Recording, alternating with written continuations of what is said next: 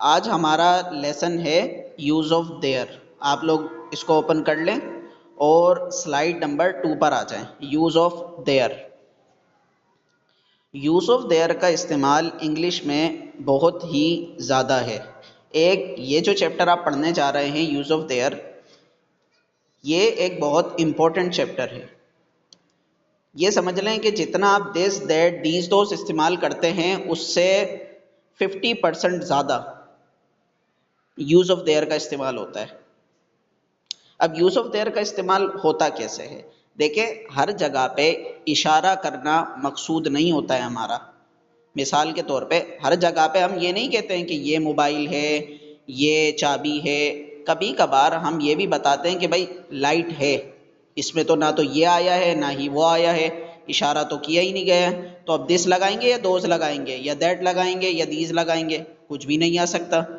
तो जब कोई ऐसा जुमला हो जिसमें ना तो दिस आए ना ही दैट आए, वो इसमें इशारा का यानी प्रोनाउन का जुमला ही ना हो, तो हम उसमें देयर का इस्तेमाल करते हैं। अब आइए इसके बारे में पढ़ते हैं कि जब भी आप किसी चीज़ की मौजूदगी या गैर मौजूदगी के बारे में बताएंगे, किसी भी चीज़ की मौजूदगी या गैर मौजूदगी के बारे में बताएंगे तो देयर से बताएंगे। जैसे कि मिसाल के तौर पे मोबाइल में चार्जिंग है, मोबाइल में चार्जिंग है, तो चार्जिंग की मौजूदगी बताई जा रही है मोबाइल में। अब ना तो इसमें दिस का इस्तेमाल हो सकता है ना ही दैट का, तो इस वजह से हम देयर का इस्तेमाल करेंगे ऐसे जुमले के अंदर। देखें स्लाइड पे भी लिखा हुआ होगा, टू स्टेट द एब्सेंस और प्रेजेंस ऑफ समथिंग। किसी भी चीज़ की मौजूदगी या गैर मौजूदगी बताने के लिए हम देयर का इस्तेमाल करते हैं। मिसाल के तौर पे स्ट्रक्चर इसका ऐसा होता है, जैसे हम दिस इस्तेमाल कर रहे थे शुरू में, हम वहाँ पे दिस नहीं बस देयर का इस्तेमाल कर लेंगे। जैसे कि दिस इज मोबाइल, लेकिन अब हमारा जुमला क्या है कि चार्जिंग है, तो हम बोलेंगे there is charging, there is charging. Light है, पाकिस्तान में ये जुमला बहुत ही यूज़ होता है, सवालिया पे भी और क्या कहते हैं पॉजिटिव में भी, कि क्या लाइट है, लाइट है। इसको हम ऐसे बोलते हैं कि लाइट आ रही है, तो हम बोलते हैं there is light, there is light. अच्छा, हमने कभी ये भी तो गौर किया है ना कि यार जब हम देयर के साथ मौजूदगी बता रहे हैं तो चीज़ कहीं ना कहीं तो मौजूद होगी ना, उस जगह को भी बताना लाजिम आएगा। तो उस जगह के बारे में बताने के लिए हम इस्तेमाल करते हैं यूज ऑफ प्रीपोजिशन। आ जाए पहली स्लाइड पर, आ जाए प्रीपोजिशन को पढ़ते हैं। तो प्रीपोजिशन का इस्तेमाल बहुत ही आसान है और देयर के साथ भी इसका इस्तेमाल होता है और देयर के अलावा भी प्रीपोजिशन का इस्तेमाल होता है। तो नासिर भाई जुमला बनाएं कि चार्जिंग है। राशिद भाई जुमला बनाएं कि पानी है।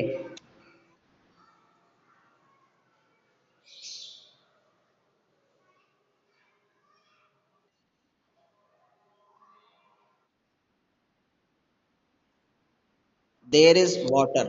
तो देखें हमने दोनों जुमले बोले कि भाई देयर इज वाटर और देयर इज चार्जिंग। नासिर भाई माइक म्यूट कर लें, राशिद भाई माइक म्यूट कर लें। तो अब हम पढ़ेंगे प्रीपोजिशन कि किस जगह मौजूद है भाई पानी, किस जगह मौजूद है। तो अब सबसे पहले जो हम प्रीपोजिशन का इस्तेमाल करेंगे वो होगी इन। टू इंडिकेट द प्लेस, यानी कि किसी भी जगह के बारे में बताने के लिए आप प्रीपोजिशन का इस्तेमाल करते हैं। तो सबसे पहले जो है वो है इन। इन के नीचे लिखा हुआ है इन अ सर्टेन बाउंड्री, यानी कि जब भी कोई चीज़ किसी चीज़ की बाउंड्री में मौजूद है, जब भी कोई चीज़ किसी चीज़ की बाउंड्री में मौजूद है तो आप उसको इन से डिफाइन करेंगे। यानी कि इन का मतलब है मैं। अगर मैं रूम में हूँ तो मैं बोलूँगा in room.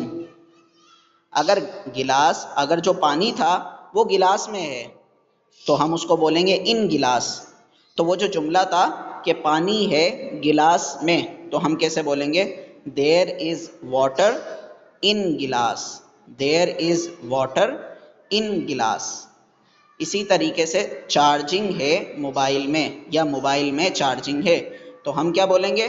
There is charging in mobile. अगर नफी करनी है कि भाई मोबाइल में चार्जिंग नहीं है, बाज दफ़ा ऐसा जुमला भी बोलते हैं, तो हमने यूज ऑफ देयर के साथ नोट का इस्तेमाल नहीं करते बल्कि नो का इस्तेमाल करते हैं। यहाँ पे हमने भी लिखा हुआ है कि to make the negative use no only instead of not, यानी कि सिर्फ आपने नो का इस्तेमाल करना है नोट की जगह पे, लगाना वही तीसरे नंबर पे है, there is no charging in mobile. अच्छा, अब है ऑन। तो ऑन का इस्तेमाल हम किस लिए करते हैं? ऑन का इस्तेमाल हम करते हैं किसी चीज़ के ऊपर होने को बताने के लिए, किसी चीज़ का ऐसे ऊपर होना कि वो उस चीज़ से चिपकी हुई है, बिल्कुल उस चीज़ से चिपकी हुई है जिस चीज़ के वो ऊपर है, या तो वो उस चीज़ से थोड़ी सी ऊपर है कि उसको बआसानी छुआ जा सकता है, तो आप उसका इस्तेमाल ऑन के साथ करेंगे। मिसाल के तौर पे मोबाइल है टेबल पर, मोबाइल है टेबल पर, तो आप क्या जुमला बनाएंगे? देयर इज मोबाइल, मोबाइल की मौजूदगी बता दी, भाई मोबाइल मौजूद है। अब बोलेंगे ऑन टेबल, कहाँ मौजूद है? On table. There is mobile on table, there is mobile on table. इस तरीके से हमने इसका इस्तेमाल करना है। इसके बाद आता है ओवर। ओवर और ऑन दोनों चीज़ें ऊपर के लिए इस्तेमाल होती हैं, लेकिन फ़र्क इतना है कि ओवर इसलिए इस्तेमाल होता है कि जिस चीज़ के वो ऊपर है वो उसको छू नहीं सकती है, वो इससे इतनी ऊपर है कि उसको बआसानी नहीं छुआ जा सकता है। मिसाल के तौर पे एरोप्लेन। अब आप बोलते हैं कि जो हवाई जहाज़ है ना वो मेरे ऊपर है या मेरे सर के ऊपर है, तो कैसे बोलेंगे? हवाई जहाज़ की पहले तो मौजूदगी बताएंगे देयर से कि there is aeroplane, there is aeroplane. फिर बताएंगे कि कहाँ? ओवर माई हेड, मेरे सर के ऊपर, over my head, over my head. So there is aeroplane over my head. Over भी बोल सकते हैं, इसका दूसरा लफ्ज आता है अबव, तो अबव भी इस्तेमाल कर सकते हैं। अच्छा, अब है, ये तो हम ऊपर की बात कर रहे थे, हो सकता है कि कोई चीज़ नीचे हो जब हम उसको डिफाइन करें, तो अब जब हम उसको डिफाइन करेंगे तो वो डिफाइन करेंगे, उसको बताएंगे अंडर से। अंडर का मतलब होता है नीचे होना किसी चीज़ का। मिसाल के तौर पे टेबल मोबाइल के नीचे है, टेबल मोबाइल के नीचे। पहले टेबल की मौजूदगी बताएंगे देयर से कि there is table, there is table. अब बोलेंगे कि मोबाइल के नीचे, under the mobile, there is table under under the mobile. इस तरीके से आपने इन चार प्रीपोजिशंस का इस्तेमाल करना है। अच्छा, अब हमारी जो आखिरी प्रीपोजिशन है वो है एट की। तो एट के ज़रिए हम टाइम बताते हैं। मिसाल के तौर पे 8 9 o'clock, 8 7 PM, 8 नाइट। तो इस तरीके से भी आप इसका इस्तेमाल कर सकते हैं टाइम बताने के लिए। तो अब इसकी प्रैक्टिस करते हैं हम। जो हमारी आ जाए भाई, तीसरी स्लाइड पर आ जाएं। अब जिसको मैं कहूँ वो अपना माइक म्यूट करेगा और वो अपना जुमला बनाएगा। नासिर भाई, जुमला लिखा हुआ है चाय है टेबल पर, तो इसको ट्रांसलेट करके बताएं मुझे।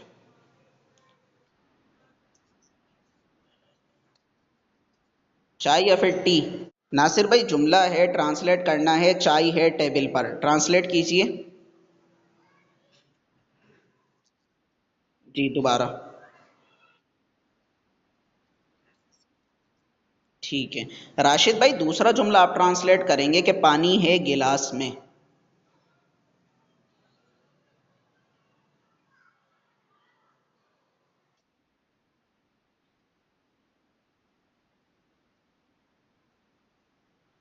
ठीक बनाया आपने। नासिर भाई दूसरा जुमला है पेन है बैग में।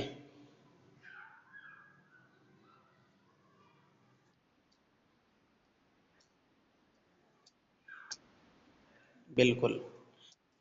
अच्छा जी नासिर भाई, चौथा जुमला आपके चौथा जुमला आपके लिए थोड़ा सा ट्रिकी हो सकता है, बनाए।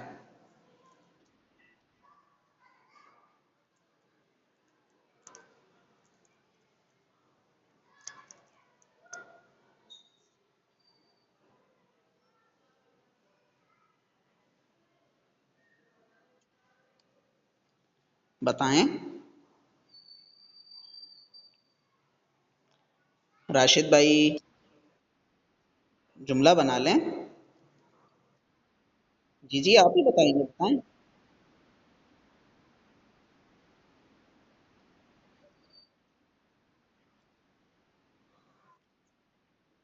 नासिर भाई आप बनाएं। नहीं नहीं, मैं बता रहा हूँ, 30 कोर्सेस है, 30 कोर्सेस हैं।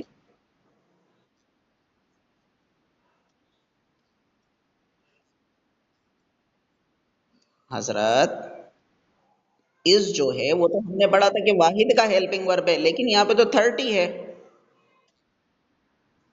देर आर। बोलें, दोबारा बोलें। चलें, अब आप माइक म्यूट करें, मैं पढ़ाता हूँ आगे वाले जुमलों को। फाइल के अंदर तीसरी स्लाइड पर है, मोबाइल मेरी जेब में था। तो भाई मैं सबसे पहले मौजूदगी बताऊंगा देर से, देर। लेकिन मैंने देखा यहाँ पे तो वॉज लिखा, यहाँ पे तो लिखा हुआ है था, यानी कि माजी। तो माजी में सिंगुलर के साथ हम तो वॉज का इस्तेमाल करते हैं, तो हम यहाँ पे लगाएंगे देयर वॉज। देयर वॉज किसकी मौजूदगी? मोबाइल की। तो देयर वॉज मोबाइल। अच्छा कहाँ? जेब में, जेब की बाउंड्री में। तो बाउंड्री के लिए इन इस्तेमाल होता है, तो क्या बोलेंगे? मोबाइल मेरी जेब में था। Mobile, there was mobile in my pocket. There was mobile in my pocket. अब है, एक आईडी पर 12 तलबा हैं, तो 12 तलबा की मौजूदगी बताना। देयर आर, इज नहीं लगाऊंगा क्योंकि तलबा ज़्यादा हैं। There are 12 students. अब यहाँ क्या लगाएंगे? On one ID. कुरान पाक में 30 सिपारे हैं। कुरान पाक में 30 सिपारे हैं। देयर आर 30 पाराज, या फिर 30 पार्ट्स इन कुरान पाक। या फिर देयर आर, आप इसको जुज बोलना चाहें जुज भी बोल सकते हैं, पार्ट्स बोलना चाहें पार्ट्स भी बोल सकते हैं। देयर आर 30 जुज इन कुरान पाक, ऐसे बोल सकते हैं, या 30 पाराज बोल सकते हैं। फिर है, मोबाइल में गेम्स थे, यानी कि गेम्स थे, तो मैं क्या बोलूँगा? देयर। अब वाज तो आ नहीं सकता क्योंकि ज़्यादा है और माजी है, तो वर लगाऊंगा। There were games. कहाँ? मोबाइल की बाउंड्री में, in mobile. There were games in mobile. तो ये हमने आज इसको पढ़ा है। देयर, यूज ऑफ देयर हमने पढ़ा, यूज ऑफ प्रीपोजिशन हमने पढ़े, और नेगेटिव भी हमने बनाए। तो अब अगर इसमें आप लोगों का कोई सवाल है तो ये कि आप वो मुझसे पूछ सकते हैं।